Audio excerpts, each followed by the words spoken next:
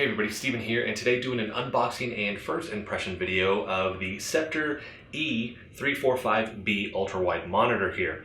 So this is a special video for me because this is the first time I'm collaborating with a major monitor brand.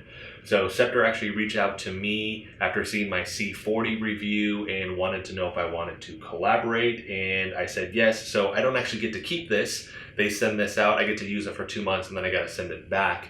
But that's plenty of time to actually test everything out. So this video isn't the review, like I said, just the unboxing, first impression video. And then in about a month, I'll actually have the review up after I spend more time with this. But excited about this also because this is the first time in about 2 years that I've used an IPS monitor. The last one was the Asus. I can't remember the number that I used. It was also an ultra-wide. Really love that monitor. But since then, I've just been using VA panels. So excited to see the colors and this in action. So with this, we're gonna get this thing unboxed. I'll have it set up, and then I have my spec sheet here. We'll run through all the specifications. I'll spend the next 24 hours with this, and then I'll come back, do voiceover work, and actually showcase me playing games and things like that, and kind of give, like I said, just my initial impression with this monitor. So let's go ahead and get this thing unboxed and set up, and we can cover these specifications. All right, so all set up here. Setup was quick and easy. I tried to make sure that I kept everything in pristine condition, so when I have to pack everything back up, I don't have any issues with that, because I do have to send this back. It kind of seems like maybe one other person had this, just based off of the tape, with actually unboxing the box itself. But other than that, everything is in really, really good condition. I know sometimes that's not the case. There were some marks on the monitor. It didn't look like handprints or anything like that. It just looked like when they were putting it back, there were some scuff marks. I cleaned those up. And the monitor looks really, really good. This is not curved, by the way. This is a flat monitor. A lot of the monitors are curved now. So I have my 4K Aorus back here. This is flat as well. So going from curved to that and then back to curve is always interesting. So curious to actually see how this feels with the ultra-wide where there is no curve to it. But let's get into the specs here. So this is 34-inch. It's an IPS panel. It is the 1440p with this.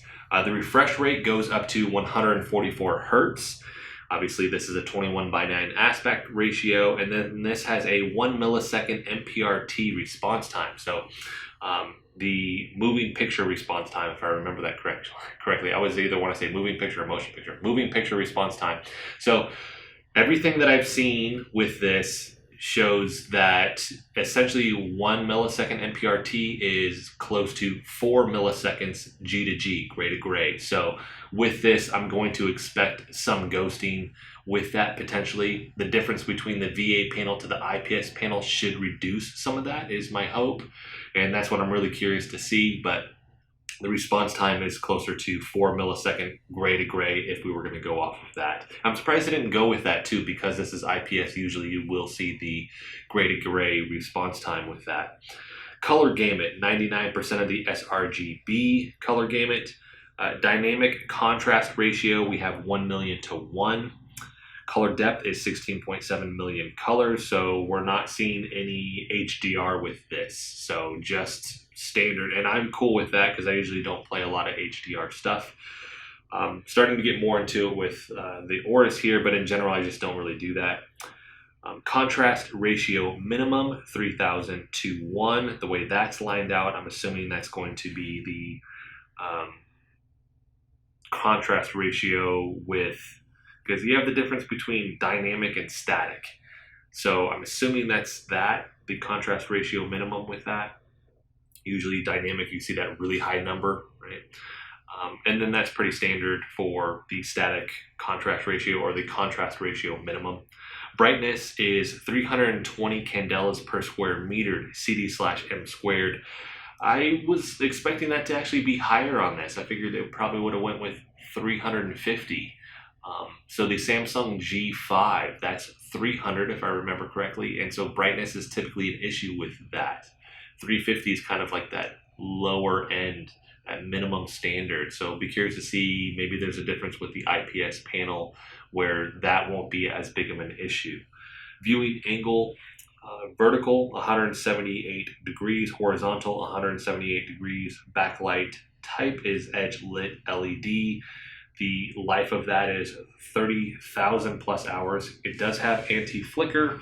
The surface treatment hard coating 3H. So compared to the C40, this doesn't have that shine to it. It's more matte, and I do like that. Although I actually got more into the shiny surface on the, or coating on the C40, it actually makes the colors really vibrant. So I like the look of it when it's just sitting here and it's turned off, but the actual C40 has a good finish on it where even though it looks shiny when it's off, it actually made the colors really vibrant. Features: color temperature, warm, normal, cool user, on-screen display. You're going to find your quick start, picture, color system, picture preset standard, movie, eco, user, game presets, FPS and RTS. That's pretty standard. The languages that supports: English, Spanish, Chinese, and French. Back cover LED, yes. Type of sync, AMD FreeSync Premium. Blue light shift, yes. Overdrive, yes. Gamma adjustable. So on the back here, it does have the LED light around it. I'll make sure footage pops up with that.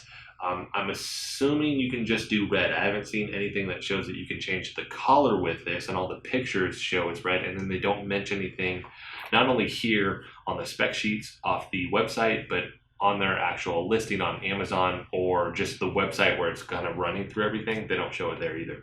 Speakers. I was surprised to find out this has speakers. It does have speakers. I'm assuming they're 2 watt. It doesn't actually list. It's either 2, usually the standards that I'm seeing, 2, 5, 7. But I'm assuming this is going to be 2 with here. That's the same as the C40. Inputs and outputs. HDMI, you have 2 HDMI 2.0s. You don't have 2.1, although you probably wouldn't need that because we don't have HDR with this.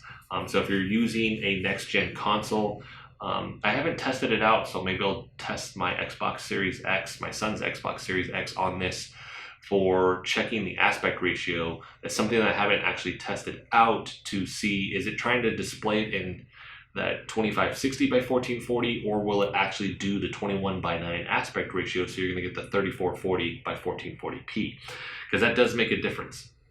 Otherwise, you're taking that 16:9 aspect ratio video and you're actually stretching it out, and it doesn't look very good when you do that, in my opinion. Supported HDMI signals though for 1440p at the 21:9 aspect ratio, only 100 hertz. Okay, so DP on the other hand, it does have 2. They are DP 1.4. You're going to get the 3440 by 1440p at the 144 hertz. So if you want the 144 hertz, you're going to have to use DP. You won't get the 144 hertz with HDMI. I am curious as to whether or not you could hit the 120 for consoles, but I'll have to do some testing for the final review for that. And then it does have a 3.5mm headphone jack. Mechanical features, we have the black color with this, and something that they do tout is the edgeless monitor panel itself. And so you can see, I mean, that's a very thin edge. I do like that. After that, we have the angles. You can tilt it forward 5 degrees and then back 15. And then after that, neck stand swivel angle. So 30 degrees. So you should be able to, oh, it swivels from the bottom. There we go. I was going to try and swivel it from the top. That's different. I like that. And then you can adjust the height, obviously, although it doesn't list what that is. It just says neck height adjustable, yes. Neck stand detachable, yes. You can VESA mount this. So I'm assuming, if we're looking at that, it's probably maybe 2.5, 3 inches up off the table, and then it's going to go higher than that. Now we're looking, I don't know, probably 8 inches. Without actually directly measuring it. If you do want to know that, I can put that in the review for everybody. Let's get that shine off there. There we go. After that, VESA mount pattern, 100mm by 100mm. VESA mount screw size, M4, 10mm. You do get those in here. Next screw size and quantity, millimeter, no, it doesn't say that. Stand screw size and quantity, M6, 28mm, 2 pieces. That's not actually in here, but everything's already set up for me. Monitor neck height inches. Okay, maybe this is what it's talking about off the table. So it's going 2.72 at the bottom, all the way up to 7.83. That was pretty close, right? I think I said 3 and 8. And then after that, net weight with the stand is 18.6 pounds. Net weight without the stand is 15.01. So anybody that is VESA mounting this, just make sure that it can actually hold your weight. Usually you're seeing 16 plus on that, so that shouldn't be an issue there. And then what do we get in the box? Because I don't think any of this is going to really matter. So in the box, you're going to get the power cable AC adapter cord. This does have a power brick with it. You're going to get one DP cable. You don't get an HDMI cable with this. Then you'll get, of course, your Sceptre screwdriver. I like that they always include that. And then you have your VESA mount screws if you need this here. It's really just to raise that up off the back. Then after that, you have your warranty card and then your user manual. So that is it with this. Some other features, I do like the cable management. It doesn't go through the middle here. I'm kind of bummed about that, but it wraps back through the side. So you can actually roll it through the side here, which is really, really nice. You can see the speaker openings on the back. They went with the back instead of the front or the bottom. Curious as to how the sound is actually going to sound when it's coming out of this, because it's going to go back and then come forward. On the side here, obviously, we have our buttons. We have multiple buttons. We don't have the single button. I usually prefer the single, but I'm adapting to using the multiple buttons here. So let's get this thing set up. I got to take this huge monitor down. I got to take my Ergotron VESA mount, my arm, off of the actual desk itself, and then get this thing moved out of the way so I can set this up and use it. So it's been a while since I've been gaming on an ultrawide, so I'm excited to see this thing in action. So let's cut to that. I'm going to be spending today getting all the footage for that and then editing tomorrow and then have this video uploaded then. But with that, I'll do voiceover work on this next section, just talking about the general first impression with this. Not getting crazy detailed with the menu settings and all that like I typically do. I'm going to reserve that for the final review. So let's go ahead and click over to my general first impressions now.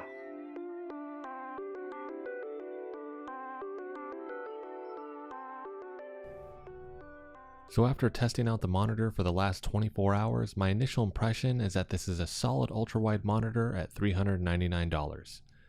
It's very close in price to the AOC CU34G2X and MSI Optix MAG342CQR.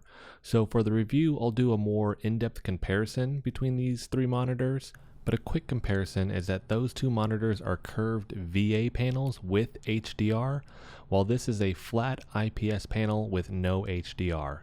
The AOC specifically will come with extra USB ports, while the MSI and Sceptre will not.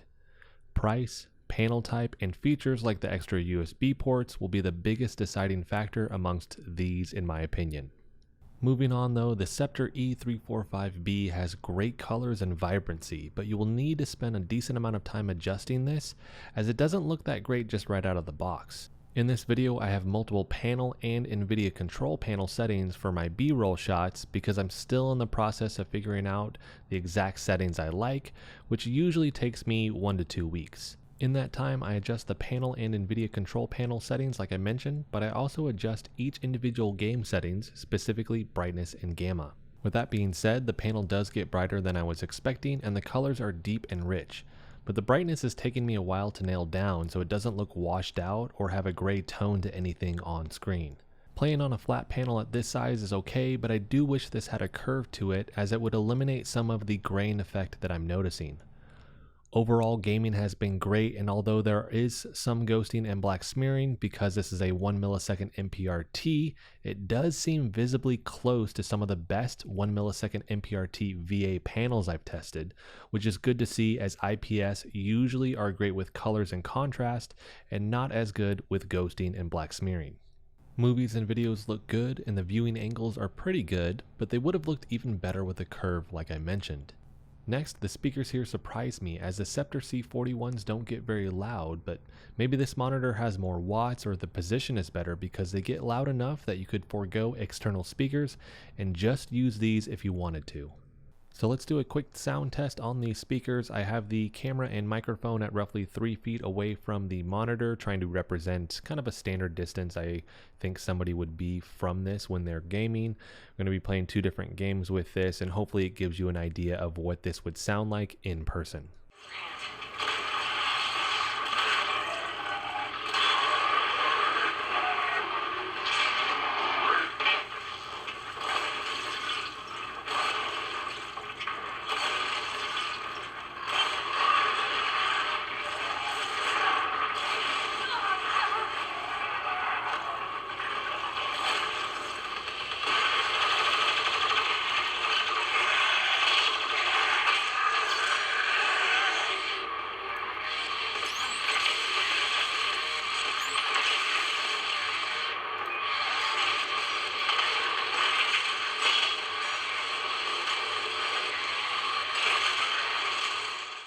So I think the speakers are one of the big wins with this monitor, and I was wrong about the light ring on the back, by the way, as you can adjust the color for it. Now there aren't a lot of options, but it does have spectrum, which is a color cycle, then blue, green, red, and off. But at least you have more options than just red.